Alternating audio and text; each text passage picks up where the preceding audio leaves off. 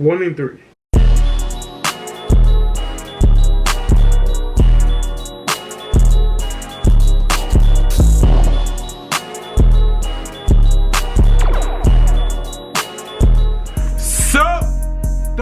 What's good, gang? What it do, baby? I'm doing this video early because I don't know if I'm gonna drop a video on Father's Day. So happy Father's Day to all the fathers. I hope y'all good dads. I'm dead ass serious.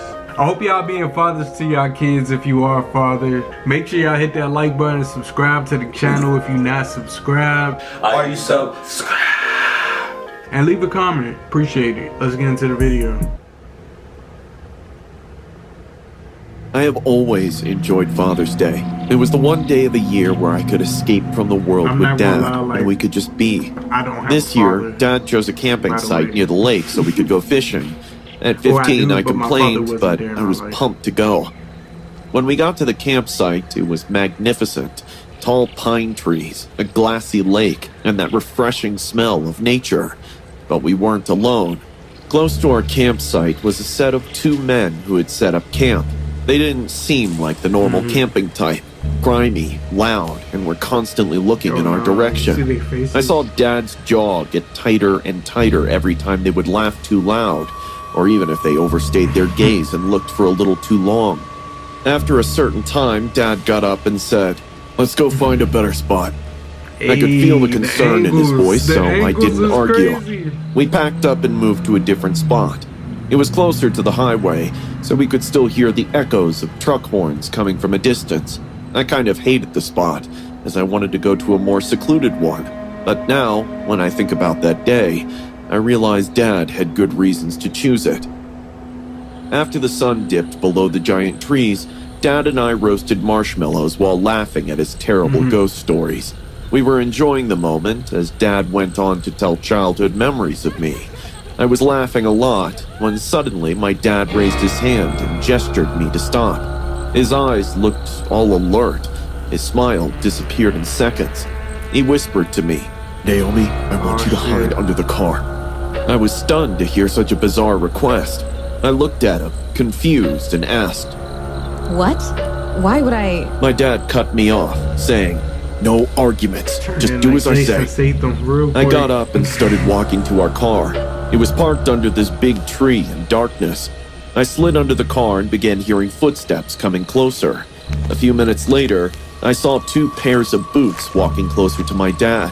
I had no doubts it was those 2 freaks from earlier. I stayed quiet and watched.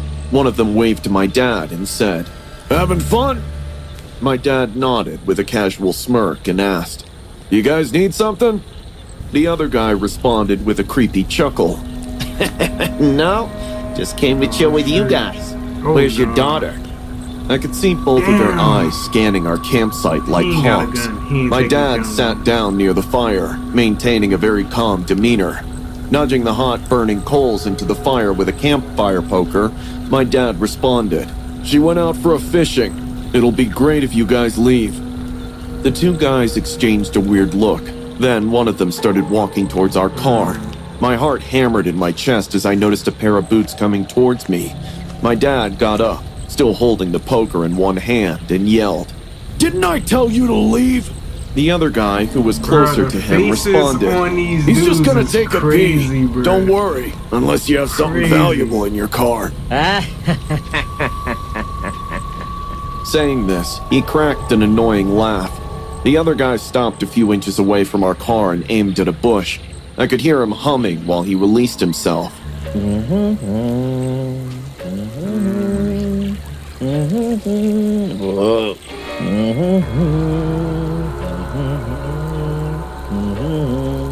Deep down, I understood why Dad wanted me to hide under the car and not inside. The guy's probably checking the car right now, trying to figure out if I'm in it. I stayed calm, kept my breathing normal. Once done, he went back to my dad. Both of the jerks wished him good night and started walking away. I was smart enough to know that it'd be best to wait, then go back to my dad, because those freaks might keep an eye on us from far away. In the next 5 minutes, I watched my dad work in winks. He got all of our things except the tent. He didn't care for the tent. loaded everything in our car, and as soon as he unlocked the car door, I hopped into the passenger seat. Dad made a call to the nearest police station and told them about two guys following us. We didn't go home from the campsite. We went straight to the police station. My dad was right. Those two jerks did follow us. Only they didn't know my dad is way smarter than them. The moment their car came close to the police station, a cop car blocked their way. They were taken into custody for following us and stalking a minor. My dad didn't even flinch when the cops asked him if they were the guys from the campsite. He looked them in the eyes and said, "You're lucky I brought you to the cops instead of leaving your lifeless bodies buried in those woods." I try to be as fearless as my dad.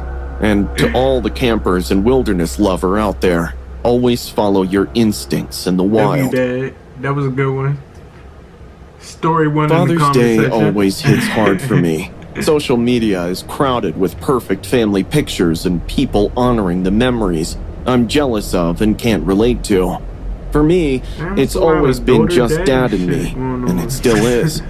He's 65 now and lives in Pinewood Care Home, with dementia pulling at the edges of his mind. Some days, he remembers me. Other days, he's just a polite stranger in a suit. On Father's Day, I drove to the care home to pick him up. The care home staff were helping Dad to get in the car when Nurse Ira came to me. Clara, you should know your father's daily routines have altered since he got diagnosed with dementia. Often at night, he wakes up and, I frowned and asked, "And?" As if she covered some hidden truth. Nurse Ira replied, "I would suggest you take one of our helpers with you. It's a free service, and handling a patient alone..." I didn't let her finish. "The patient is my dad, and no thanks. I can take care of him for the next 48 hours. After all, how hard can it be?" Saying this, I got into the car with my dad, buckled up right beside me. I looked at Nurse Ira one last time, and she smiled awkwardly. Good luck, bitch. The drive home was calm. Dad was staring at the streets with his curious eyes. After a long time, he had stepped outside the care home. When we reached my apartment, I took him to the guest room, which I decorated with a flower vase and fresh linens on the bed just for him.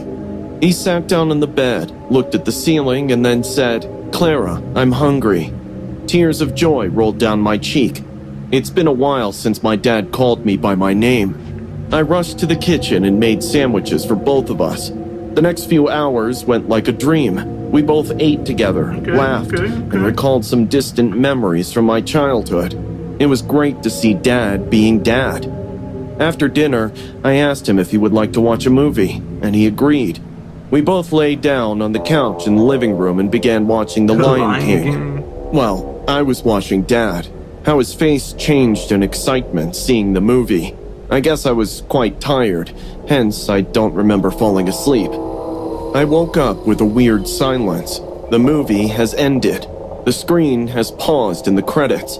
I looked beside me, and my dad wasn't there. My heart skipped a beat. I called out, "Dad? Dad?"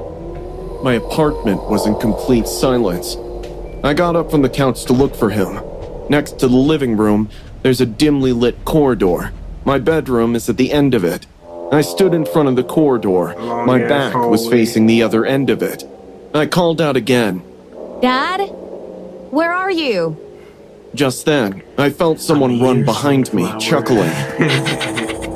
Turning back, I saw no one. I switched on the corridor light and found my bedroom door half ajar. I tiptoed to the bedroom, trying not to spook Dad if he's inside. But as I stepped in, I was left dumbfounded and horrified at the same time. My dad has opened the big window of my room. Half of his body was already out as he leaned down, looking at the streets. My voice shook as I called out to him this time. I would have quietly got behind him and grabbed him. He slowly rotated his head to look my way. His face was different. He didn't look like my dad at all. A scary smile was spread across his face, and his eyes were bloodshot. "You should jump," he said in a chilling voice. Terror numbed my veins. What? What are you saying, Dad?" tears welled up in my eyes. He then backed up and started walking towards me. He was walking slowly, like a baby trying to learn how to walk. You should jump. I can push you. He chuckled. I don't know why I was stepping back, because it was my dad having the worst episode, but I was horrified to witness it. I understood why Nurse Ira warned me in the morning. My phone was thankfully in my pocket. I took it out and dialed the care home. Once I informed them to come to my address, my dad stopped. His face changed from smiling to hatred. You want to send me back to that cage? He screamed, and then started bashing his head on the wall. I watched in horror as he screamed and continued this madness. My body froze in trauma. I couldn't move until the blood rushed in. That's when it hit me. My dad's not well. He'll never be. I sprinted at him and grabbed by the shoulders. Thankfully, I was stronger than him. I pulled him away, and he fainted. When the caregivers took him into the ambulance, I was crying like a 9-year-old standing on the sidewalk. Nurse Ira hugged me, and I cried even more. The worst feeling in the world is to see your loved ones on the decline. I don't think I'll ever feel excited about Father's Day again. Story 3.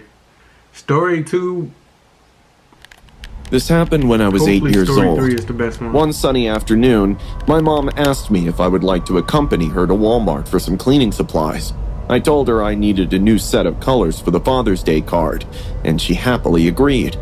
When we entered Walmart, I was stunned. It was such a big place that I squeezed my mom's hand too tightly. Mom gave me a gentle pat on my back and said, Let's get new colors. Mom always made me feel good in tense situations. I guess mothers are born with superpowers. My mom is still my superhero, and you'll soon find out why. We began exploring the place, going through aisle after aisle, and seeing all kinds of things in the world available in one place. Coming from a small town, I was flabbergasted. As we were walking around, I noticed a woman following us. No matter which way we went, we would always end up near her. Or maybe it's the other way around. My mom didn't notice her, because every time she turned back, the woman hid behind the aisles. I thought of telling my mom this, but eventually forgot. When we reached near the stationery section and I was about to go through all the color sets, my mom told me to wait here as she was going to the washroom quickly. I was a good kid, so I did what my mom said. As I waited, my eyes kept searching for the woman. A few minutes went by and I was wondering why Mom's taking so much time when a touch of cold hands brushed off my shoulder. Turning back, I saw the same woman standing behind me with a big smile and wide, bright eyes. Are you waiting for your mother? She asked in a calm voice. I nodded my head. She caressed my cheek and said, I'm a friend of your mother. Why don't you come with me? I'll take you to her. I looked around once again, then asked, I'm buying crayons and Mom told me to wait here until she comes back. She crouched down to my face and said in a weird voice, What are you gonna do with crayons? I replied cheerfully, I'm gonna make my dad a Father's Day card. You love your dad a lot, huh? Her eyes twitched as she spoke. I nodded my head again, thinking, what a stupid question. She then suddenly grabbed my hand and started walking. I'm going to see your dad anyway. How about we go see him together? She increased her pace. I constantly looked back. Something didn't feel right about her. I asked in a confounded voice, But what about my mom? The woman turned her head back slowly. An ear-to-ear grin spread across her face, and she whispered, I'll be your new mom. A better mom. Trust me. She started walking again. Her grip was so tight that it hurt my wrist. I felt like something very bad was going to happen if I went along with this woman. Just when we were close to the exit, I heard a familiar voice screaming my name. Andy, stop! Don't go with her! Everyone in Walmart looked behind me, so did I. What I saw still stays vibrantly in my memory. My mom was coming towards me, holding her bleeding head. She could barely keep her feet steady. Her shirt was drenched in blood, and I could see her crying. I realized this woman is trying to take me away from my mom, so I screamed too. Mom! Let me go! Let me go! All the other people around us understood that this strange woman was trying to lure a kid in her trap. The woman got scared and ran away. Walmart security called 911 and we were taken to the nearest hospital. My dad and uncle were informed too. When Walmart security showed the footage of the woman taking me away to my dad, I saw him turn pale. He immediately reported the cops, saying this woman is an ex-coworker from his previous job who was obsessed with him and stalked him. She was the reason why my dad left his job and changed address, but looks like she had followed us here too. My mom later told the cops that she went to the washroom where the woman attacked my mom and slammed her head on the wall, leaving her unconscious. My mom somehow managed to get up, fearing for my safety. The cops tracked down the woman eventually. Her name was Laylee, and she was put behind bars for aggravated assault, abduction, and stalking charges. My dad even got a restraining order against her, but this time we didn't have to change address. To this day, when I recall the memory of Laylee abducting me, I recall how brave my mom was to come for my rescue. My mom will always be my superhero. Bruh, that was crazy. Story 1 and 3 for me. Story 1 and 3. 1 and 3. This video was crazy. Y'all let me know how y'all feel about it in the comment section. Yo, subscribe to the channel if you're not subscribed. Are you subscribed? Leave a comment. I'll see y'all in the next one. I throw myself no back, or you can just keep your love, I'm cool with it. Try to let them in, they backing up, they say can't handle it. Just give me some time, my man is it. She said she need my heart, so why she down the shit? That's how the game slide. Yeah, sitting there photo, cool, that's how the game slide. Yeah, sitting there photo. I got a bad bitch on me, yeah, send the photo. Yeah, send the yeah, sitting that photo, cool, outside with the gang we slide. Damn, bad bitch on my line, she getting too red beside it. Damn, puts in function, I got a game beside me. Said I be making her mad, she getting too red like targets. I just can't keep my mama off me. Said she want more than she lost with me. We can go man for man, we doing that. Keep it cool, Keep it classy. and we love you. Stay awesome. Always And forever.